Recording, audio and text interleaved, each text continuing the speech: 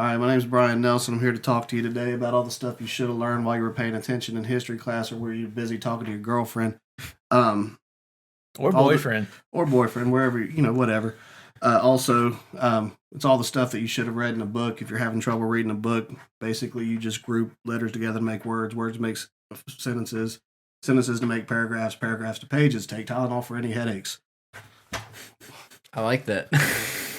We back at it. Like we never left. Let's get back at this. All right. Clack them. Clack.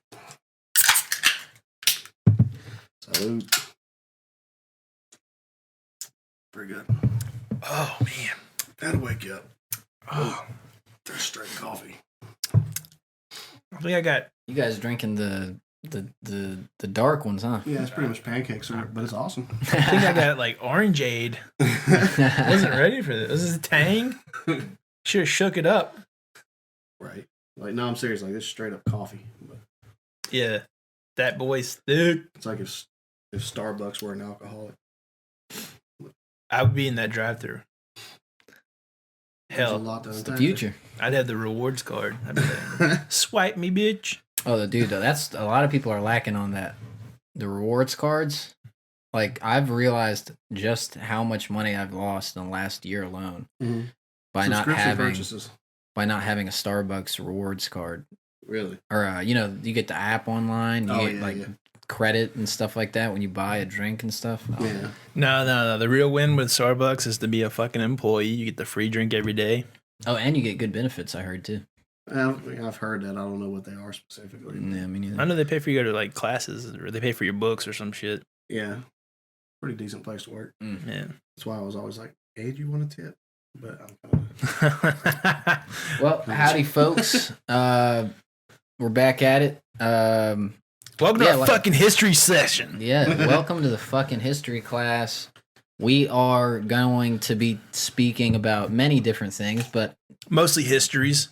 mostly histories and history, and yellow journalism and fake media, the fake news. fake news media. Yeah. I mean, that's something that we've heard a lot about since, essentially since Trump decided to start running. Everything that goes against him is fake news. How fast you think Trump could run? Like, literally run? Yeah. I don't think he could. Run, Probably about as fast as I can. I can't talk. I can't talk shit there. He plays golf, though. Yeah, heard he has a good swing. Yeah, because all the people that tell you he has a good swing, their job depends on that. So I guess so. it's easy to have a good swing when it's your golf course. But That Good is shot, sir. Good touche. shot. Good shot, sir. That is Right. amazing, sir. Somebody kicked that in the hole. Damn, hole in one. Yeah.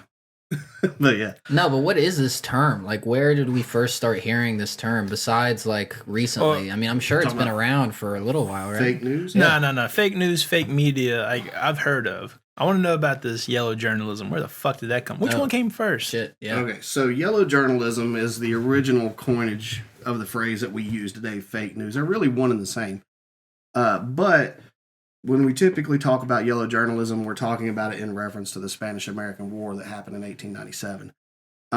The reason, basically what makes yellow journalism is that it's not necessarily fake. It's not a lie, because that will leave the newspaper open to libel. What it is they take the story and then they put that spin on it so that you're hearing the information they want you to hear. They're directing your thoughts on the matter. And the same thing is happening today. And I think the reality of it for Trump is he kind of misspoke. It's not fake news, but it is definitely yellow journalism. There is a big problem today with CNN, MSNBC, Fox News, OBN, all of them. Mm-hmm. They are not so much interested in telling you just the news.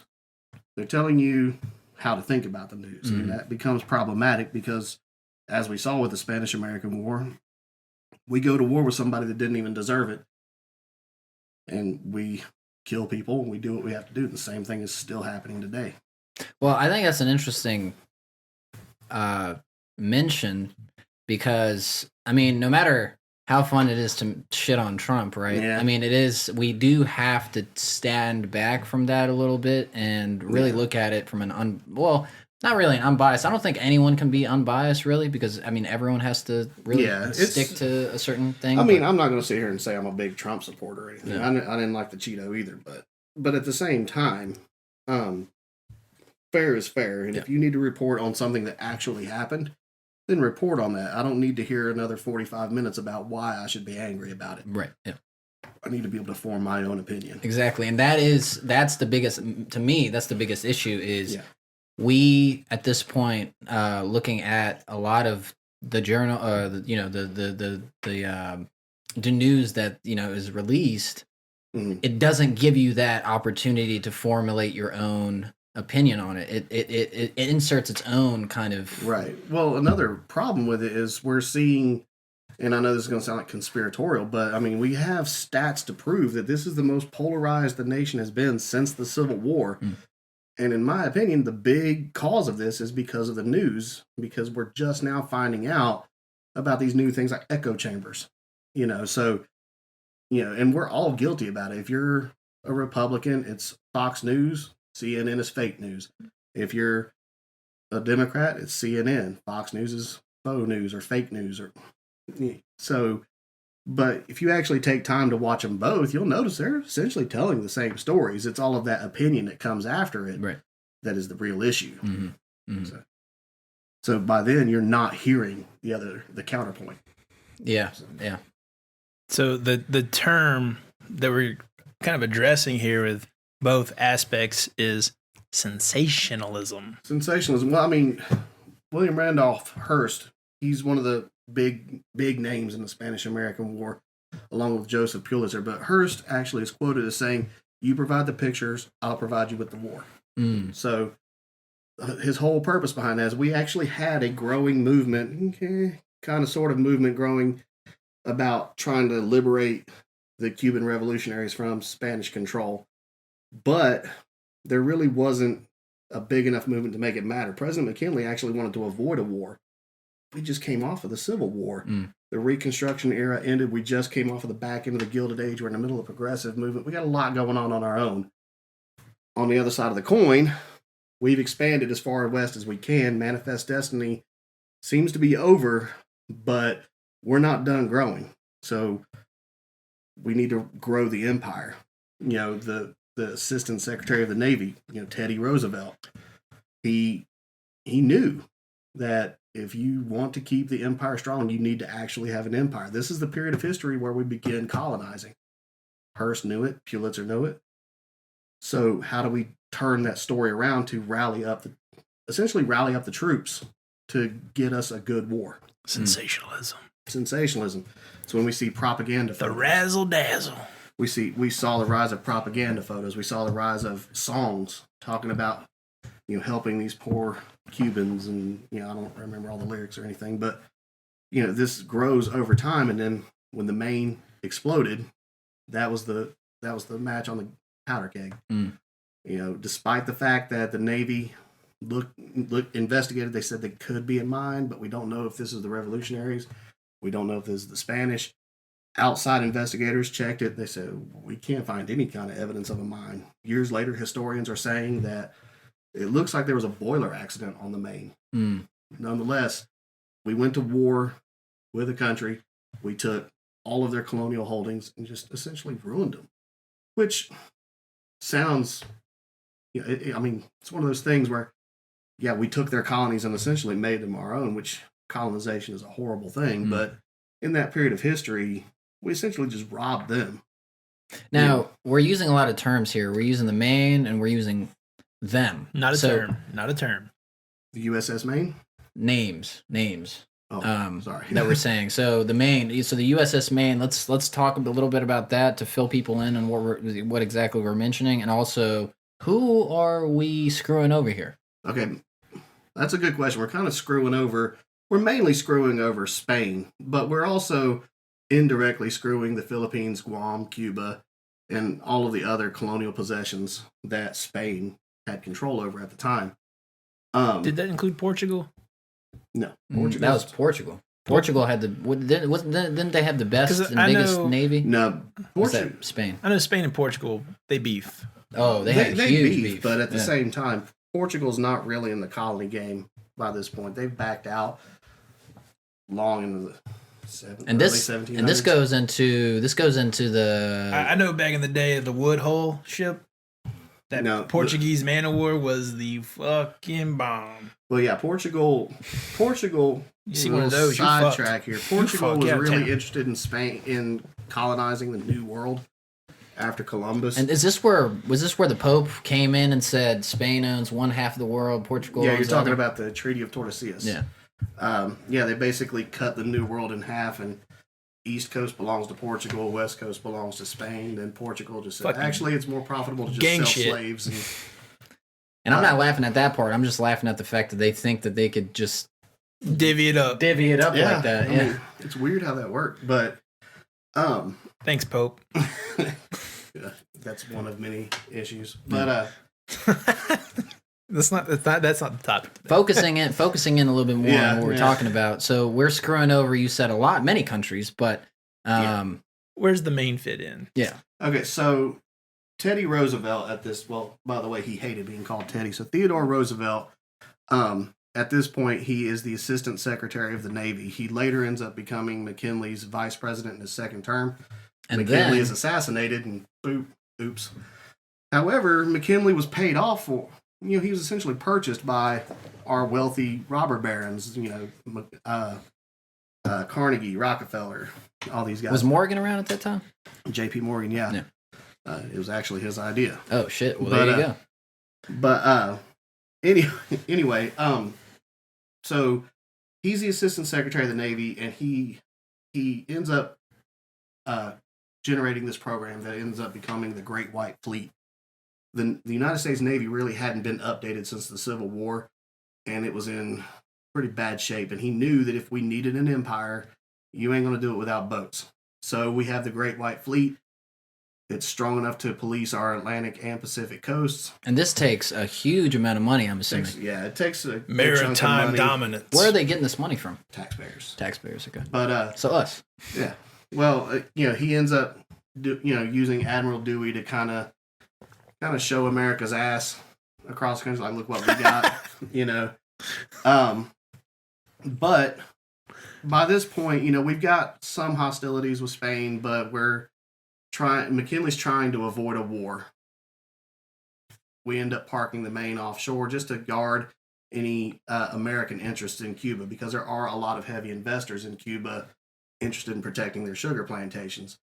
But there's a big revolution going on. Cane. So we're sugar cane. So we're interested in protecting. Not the other cane.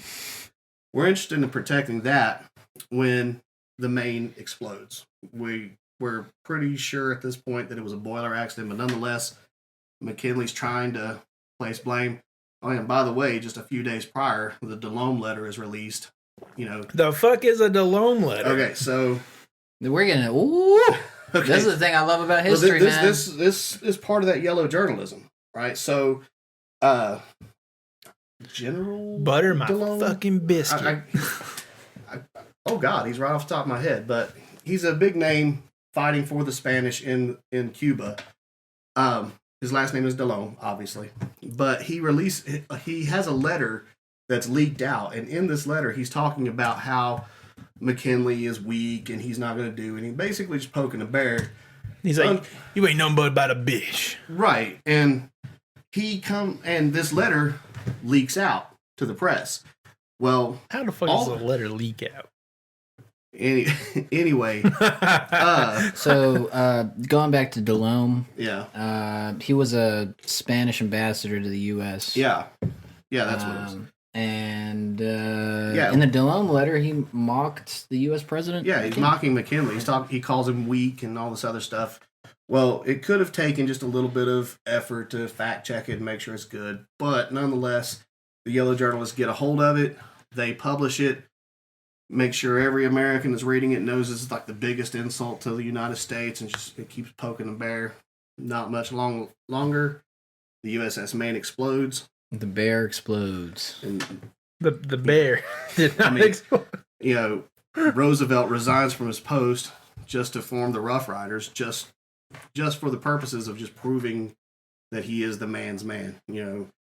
Roosevelt is probably one of my favorite presidents to talk about in history, but at the same time, he is like the definition of toxic masculinity. So it's bad, but he joins up and forms the Ruff Riders just so he can prove that he is X gonna give it to you. Yeah, he can prove he's that hard ass that he tries to play himself out to be. I just watched the fucking. I'm switching gears here. I just watched DMX ride the slingshot for the first time. Oh yeah, I saw that video. He's like, he's like, fucking do it before I change my mind. This shit's scary. It just reminds me of anything I've ever done that's like mildly exhilarating with Dima. He's like, man, we gonna die. I'm like, oh man, we're gonna die. But also, I'm like, and I'm also like, yes. But so many different things. Yeah, X is just like, he's just sitting there and he's holding his fucking chain. He's like, yeah, all right. This shit's scary, dog. This shit real scary, dog. And then it fucking takes off. And he's like, oh, the whole time. I'm like, I'm sitting in the parking lot dying. Legend. All right. pretty fun. All right, so we got the Ruff Riders, and they coming through strong. And literally, this goes into DMX because he had the crew. The Ruff Riders, Yeah. I mean, that's where he got the name. Yep. So, I mean, but basically that was the point. Like, this war would have never happened had it not been for the yellow journalism that for years had poked the bear and geared Americans up ready to go to war in the first place. When we talk about these journalists, are we, and just curious, is CNN around at the time? Is New York Times, Washington Post around at that time? New York Times and Washington Post were. CNN wasn't. Okay. But CNN is a much more recent creation, the idea of 24-hour news. Mm-hmm. Television, right? Came along with television. Yeah, this is... Well, we're talking like the radio. So. Turn of the century, right? Yeah, it was 1897 by the time the war kicks off. So, but the Cuban Revolution has been happening since 1867. Wow. 1865, I think. About 40 years. It showed, for the longest time, we're leaving it alone because it looks like these poor Cubans are going to make it, and there's been no pushback. It's becoming apparent that Spain isn't giving anything up. This is their last main moneymaker colony. I mean, Frontier, they do have the Philippines, but the Philippines isn't generating anything. Yeah. But if they held out onto that, give it about 100, 130 years. It wouldn't have happened. It wouldn't have happened. But fine. Fine. Thinking, investment wise. Didn't happen. Well, I mean, no. Fuck. All right. Well, that was my hope. Anyway. All right. Push on. But yeah. So, and that's essentially what we're seeing now, and this is a big problem of why COVID has become such a massive issue in America. I mean, this is the one country where we're supposed to be one of the most developed nations on the planet. Despite all of that, we have... But we don't wash our fucking hands. But why? That's the real question. Because, I mean, we have tons of doctors. We have the entire globe, to use an example. They've said the basic stuff. Wear a mask, wash your hands. I'll tell you why. And this is coming from a European. A Russian, really. Not really a European. I don't like to say that. But European on my boots. European on my boots. Yeah, that's right. I'm a Russian. Russian cowboy. But no, so the issue is it goes into Americans are stupid. Well, it goes in capitalism. I was going to say it goes into the fact that we have private clinics, and it goes into the fact that we have. That's the thing. I don't know about that. We're not by any means the only capitalist society. No, I'm not saying that. But let me finish my thought. My thought was that because everything is so marginalized in healthcare here, it doesn't give the ability for people. It doesn't have the infrastructure of a kind of a public healthcare system. Yeah. And it's divided, man. It's divided. I mean, there's just so many, like, where am I going? Am I going to the hospital? Am I going to this? Am I going to that? Like, everyone's doing their own thing. Whereas I don't know if it's capitalism. I mean, I see your point. I don't know if that's a capitalism issue, but it's definitely. I'm not blaming capitalism. Well, I'm saying I will say motherfuckers capitalism has something to do with it. I'm not going to say it's entirely at fault. Yeah. But I have noticed, I do believe Americans tend to be far more politically minded than most average British or French or Russians, just every issue we have somehow turns into a political issue. We talk about social, especially most recently. Oh yeah, like we talk about, for example, socializing medicine. We have a growing movement here in America to socialize medicine, like all of these other European countries, in some form or fashion. Either completely or partially or whatever. But then you also have this other movement that hears the word socialism and we just cut the argument right there. I'm taking my gun out. Yeah. But that a lot of that plays into the Cold War. Yeah.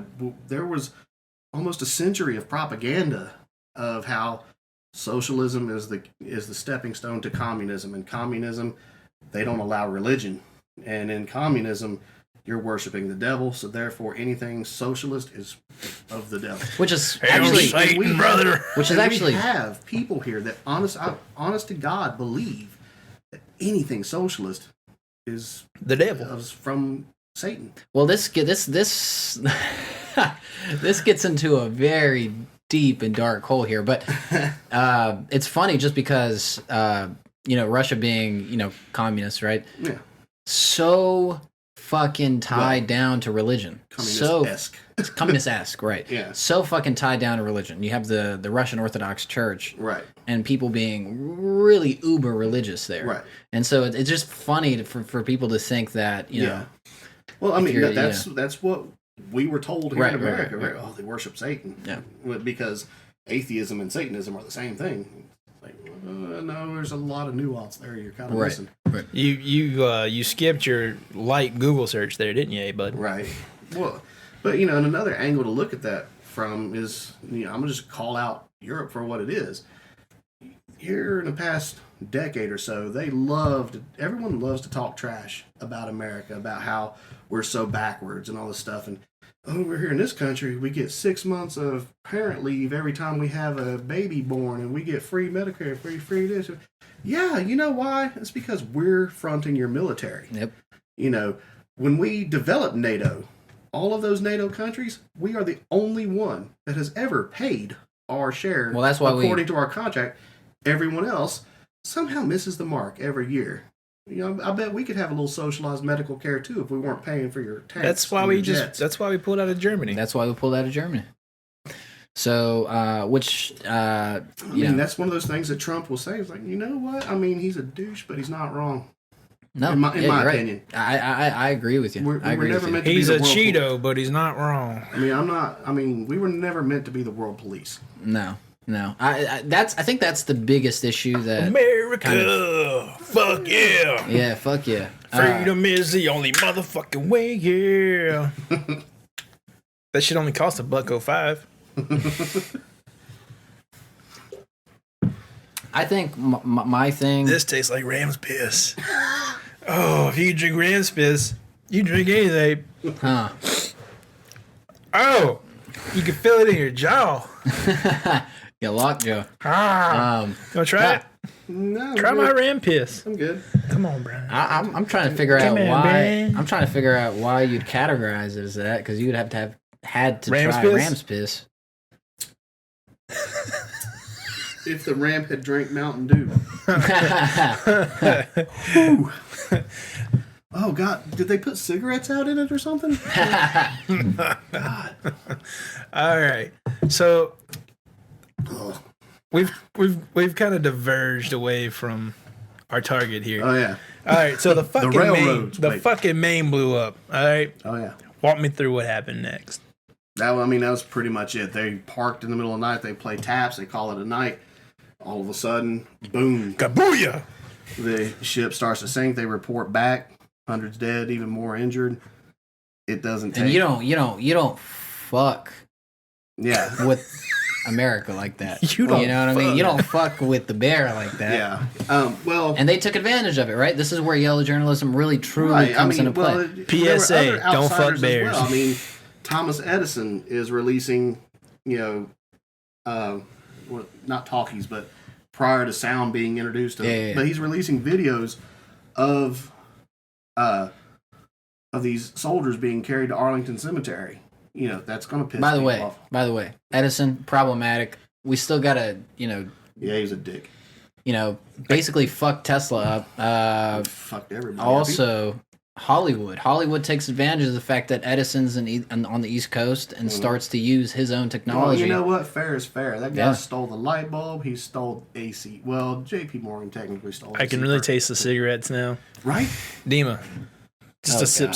That's a beer by R.J. Reynolds. The coronavirus hodgepodge beer. No, it's the liquid ashtray. If coronavirus survives in that thing, it deserves to make you sick. It earned it. Good God. Right? Fuck, man. Finish it up. You bought it. Ugh. What? No, don't tell me. We're not going to do that. Legal issues and whatnot. Yeah. I'm not going to advertise free. Right. But yeah, so it doesn't take very long. You see, universities offering male students free passes to go enlist so they can avoid their classes. You see, it wasn't just Roosevelt.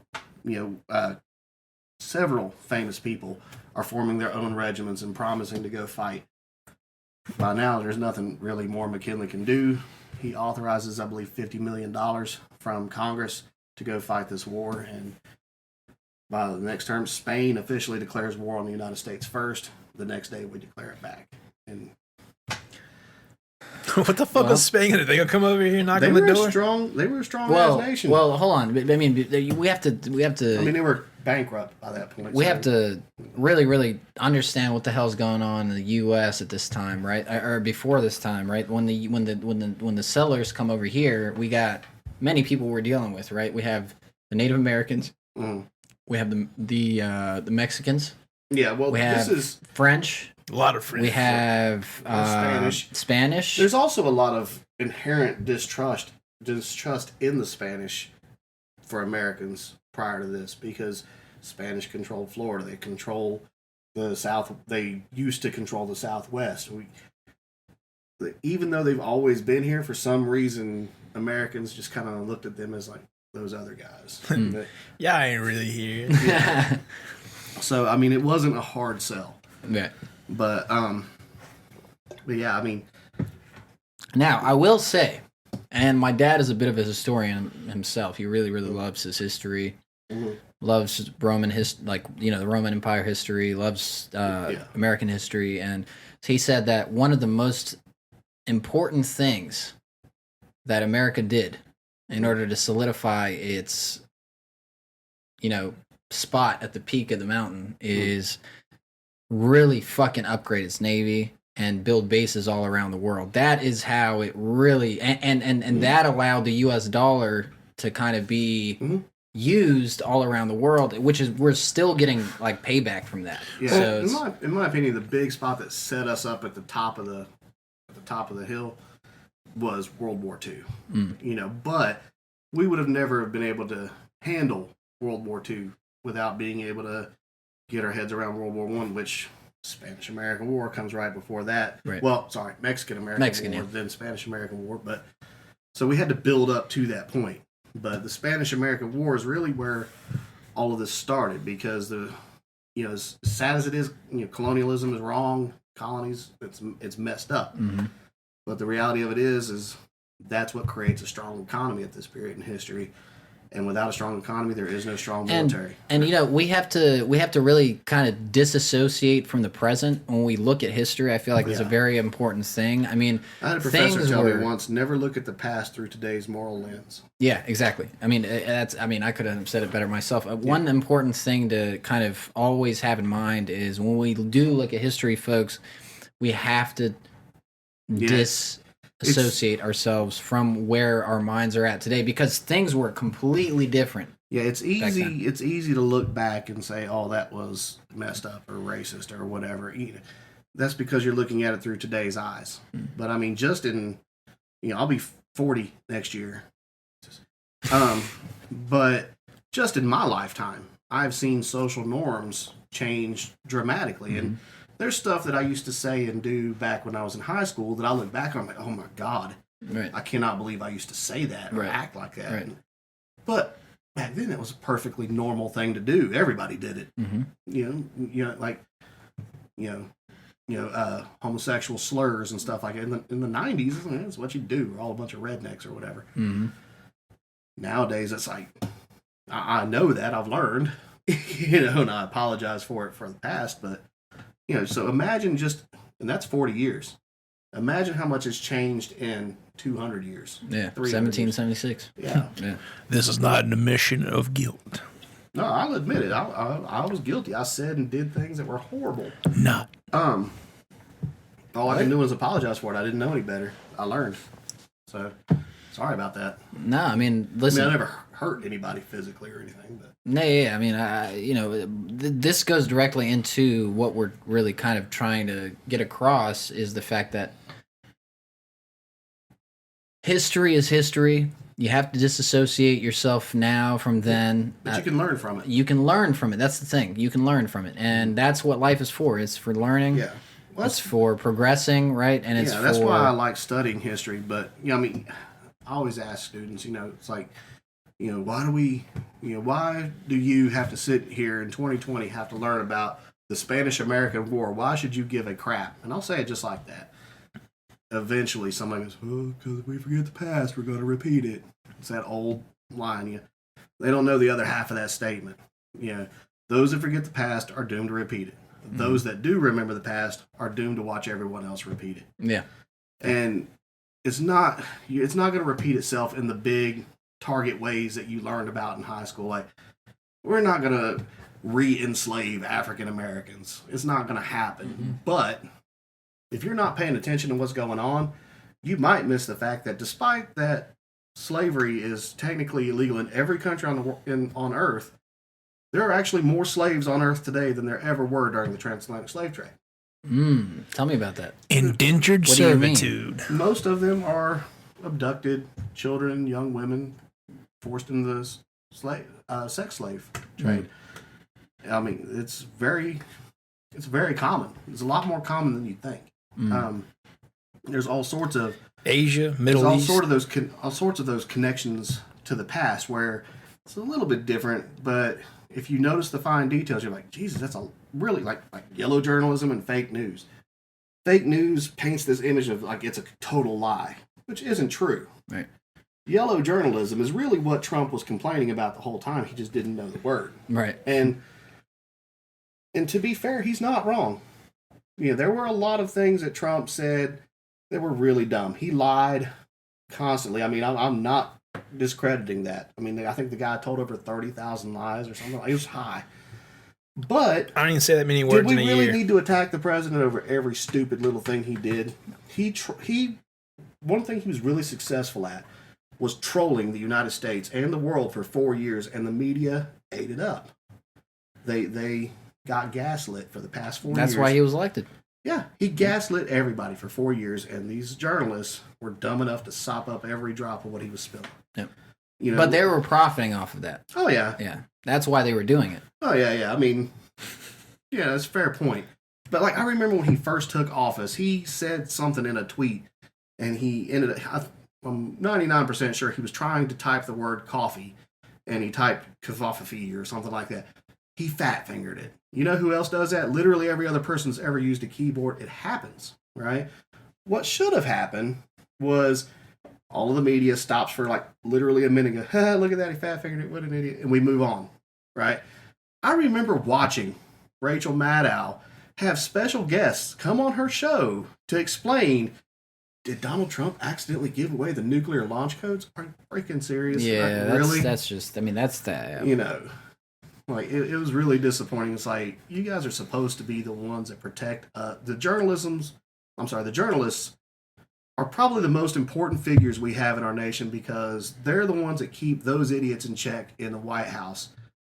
And they're bigger idiots than Congress. They're fueling the fire. Yeah. Yeah. If it bleeds, it leads. That's all they care about. Yeah. This is why we decided to really start, and we were kind of planning the episodes and stuff like this for the series.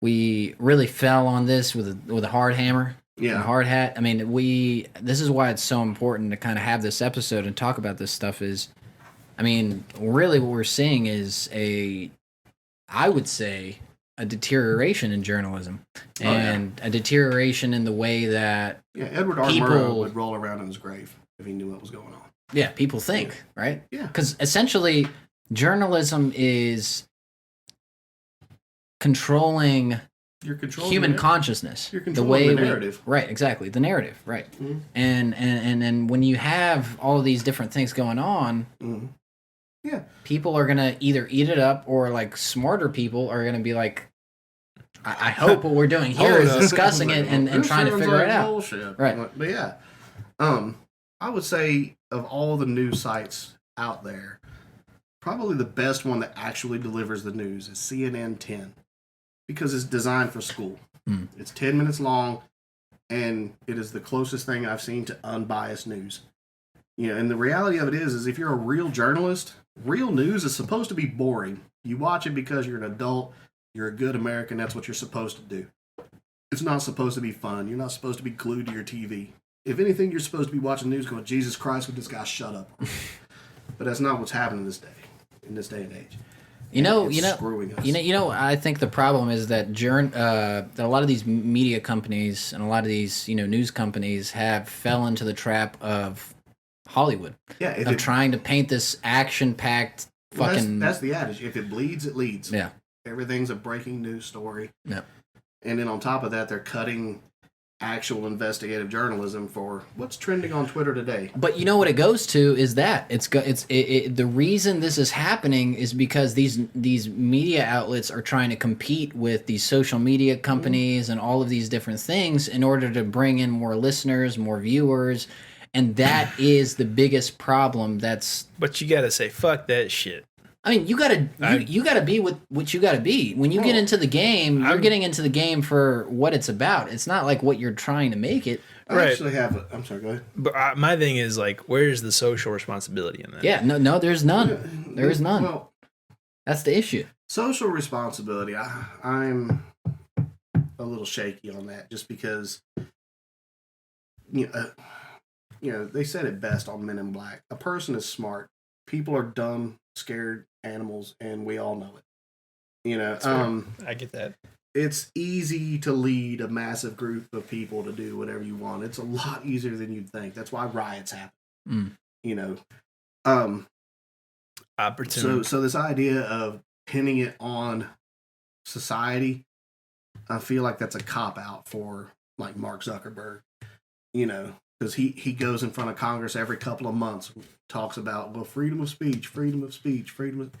That's his way of saying, I don't want to pay for fact checkers, and it's a load of crap, because the reality of it is you cannot count. We've seen the evidence that you cannot count on individuals to go out of their way to do the research. Whenever I see something off of his Facebook, like, is this actually true or is he just spreading fake news? I'm going to check all my domain names. No, what's going to happen? I'm going to see some crazy picture that might not even have anything to do with what the story is. Some inflammatory headline, share. Well, the great thing about me is I never post anything. Oh, man. But we're all guilty of it. I mean, I've actually kind of got a little conspiracy theory of my own. And that's another problem right there, sidebar. With the rise of yellow journalism, with the rise of fake news, you also see a rise in conspiracy. Huge rise. Yeah, and this happened in the Spanish-American War. It had to have been the Spanish. Hey, listen, before you continue, shout out to Alex Jones. Oh, fuck that guy. Just kidding. May the Air Force pump whatever chemicals that turn the frogs gay into your water and give you ass cancer until you die. I hope you're watching, because fuck you. Those poor fucking frogs. Roll that tinfoil hat up into a nice little thin wire and shove it up your pee hole. Honestly, they probably just gave the frogs this fucking ashtray water. But yeah, see, there are people that think he is actual legit news because you actually watch him. He's not too much further off than all the other inflammatory people like Tucker Carlson. He literally just lost a case or he won a libel case because his lawyers successfully argued to the judge that no one should take him seriously. And yet he's still on the air pumping out his crap. Well, listen, I'm not like trying to, target specific people, but we're really talking about half drunk. I'll target them all. We're really talking about just conspiracy theories in general. Yeah. And the rise of yellow journalism. But as we were saying, with the rise of yellow journalism, there comes to be that resistant force, right? Yeah. And that resistant force is conspiracy theories, Yeah. right? And so it kind of reflects on what nature is, right? Nature is push and pull. Nature is balance, right? And so because of this huge kind of pronunciation within yellow journalism, there is a counter force that tries to balance that out with conspiracy theories. That can't possibly be the way it's happening. Right. Here's my idea. Right. That's all we're saying. That's all we're saying. And that's how that grows. Yeah. But it makes sense. When you think about how the conspiracy theory drums itself up. Like for example, coronavirus. I'm gonna just be honest. Like I'm a firm believer. Wear your mask. Do all the things. 6 feet. Don't be a dick. Yeah. Right. Even if it's a complete conspiracy theory, nobody's asking you to kill your firstborn son. Just shut up and wear your mask. No. I get it, but I do honestly believe that if it had not been for the yellow journalism of today, we really wouldn't have the panic and everything going on in the globe that we see. The mask is a muzzle, and it's an attack on your freedom of speech. And to be honest with you, we might have never even got to the masks in the first place. No. Because we've gotten to this point to where yellow journalism, our news media is feeding off of Twitter. Twitter is going to tell you whatever's trending at the time. The second now, that's an issue as well, though, because we're starting to get into social media and how they, how they also act. See, the reality is journalism, influencing social media, or social media influencing journalism. Right. Yeah. So, it springs up in Wuhan. That's going to cause it to trend even for a little bit. They prey off of that. That causes it to retrend, and they continue. It creates that loop. The reality of it is there are a massive amount of people with coronavirus that they just thought they had allergies or, a little cold, but no big deal. Now, and those people, yes, they would have been spreading coronavirus everywhere and we would have seen people die. That's true. But I don't think that we would have ever really figured it out or gotten to the point where we're like, oh God, shut the world down. Now, you see what I'm saying? I will say, I do see what you're saying, but I will say that, and I completely agree with your point. I do recommend everyone wear a mask. Yeah, wear a mask. I do recommend you abiding by certain guidelines. Yeah, I'm not a doctor. Listen top to Fauci. professionals, right? Top professionals have suggested. But having said that, I have explored the statistics. I have explored.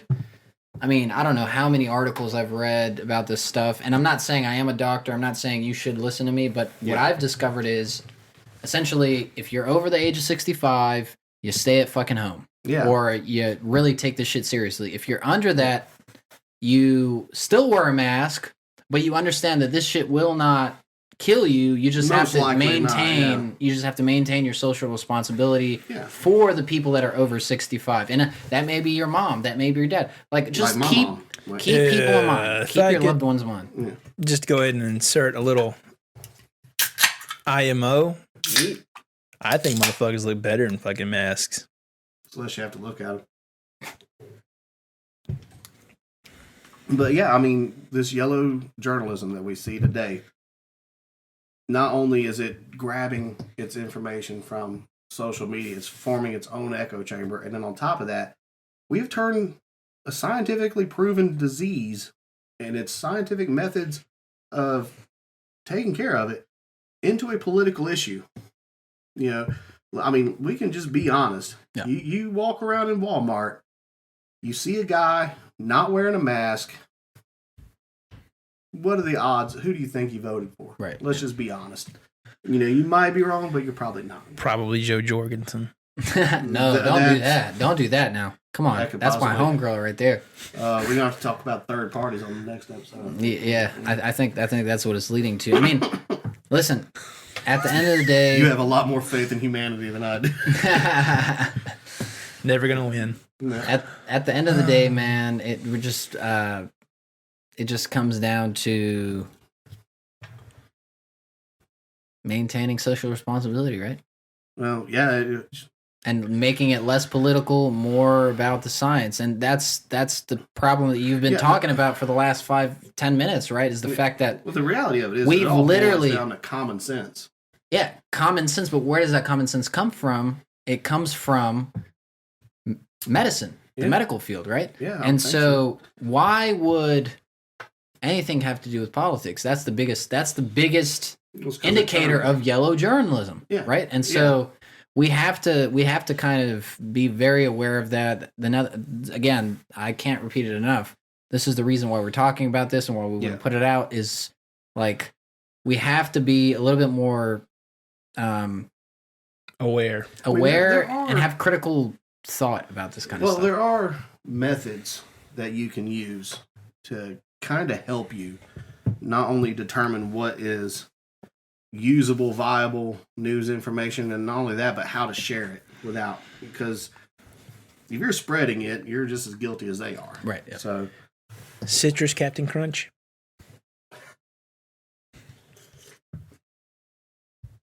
oh my God, that's straight Captain Crunch, dude. For the listeners, we are that is straight, pounding some beers down, and that's straight crunch berries, is what that is. Yep. Like, tell me that ain't crunch berries. Whoa! Holy That's crap! crazy, right? Like, how do you do that? Wow. It's like that the is jelly belly of beers. a lot of chemicals. Some wizard put this shit in a can. Hail Satan? No, don't do that. Must have been one of them communists. Yeah.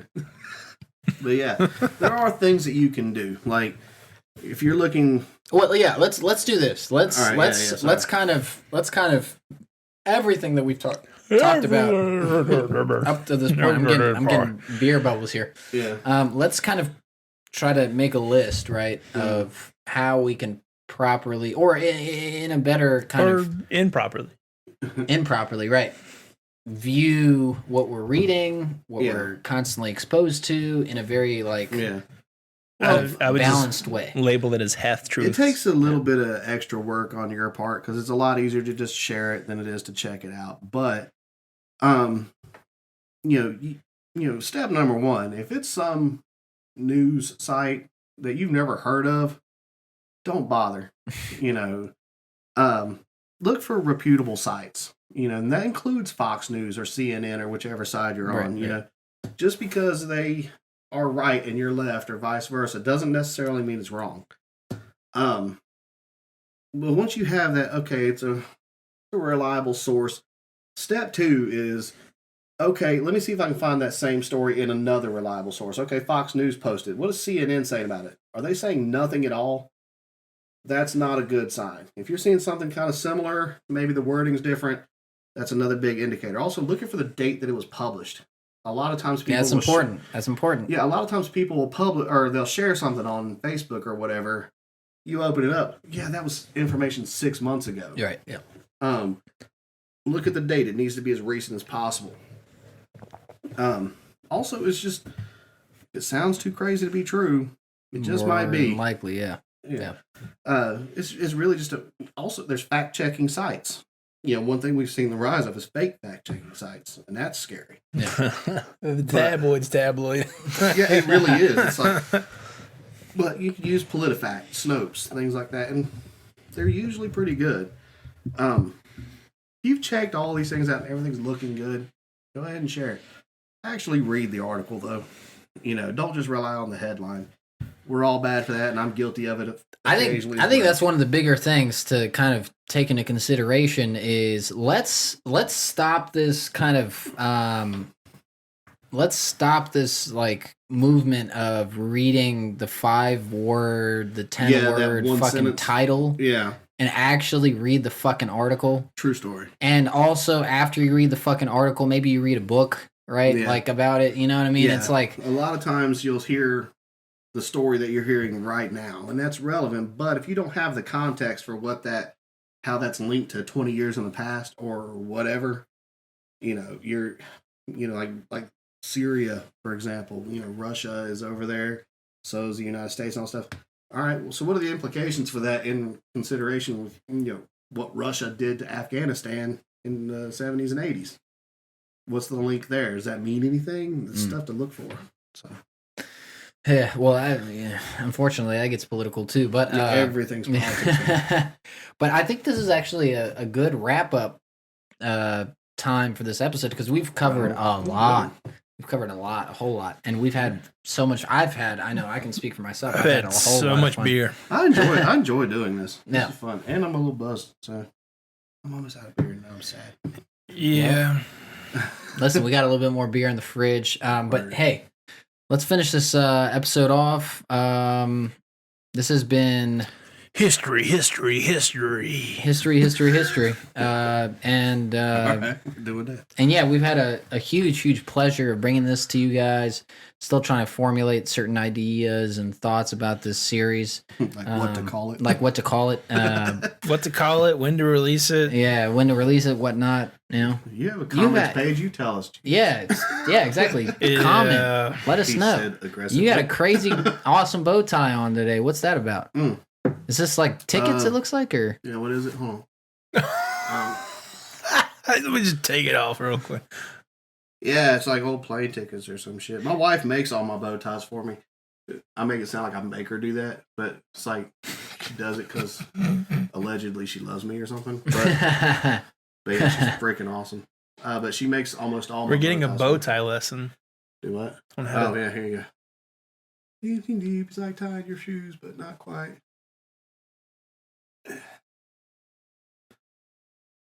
See, the hard part is like straightening it out because you can't. Now, which president was it that always wore bow ties? I can't really remember. It was. I know it was a fashion McKinley, trend. actually, was it? I might be wrong. Because I know the cowboy hat. That was Jackson. Was a lot of presidents. I know it was, and obviously it was Teddy and shit. But yeah. But anyway, we're closing this episode off. Thank you guys so much for joining us for the history.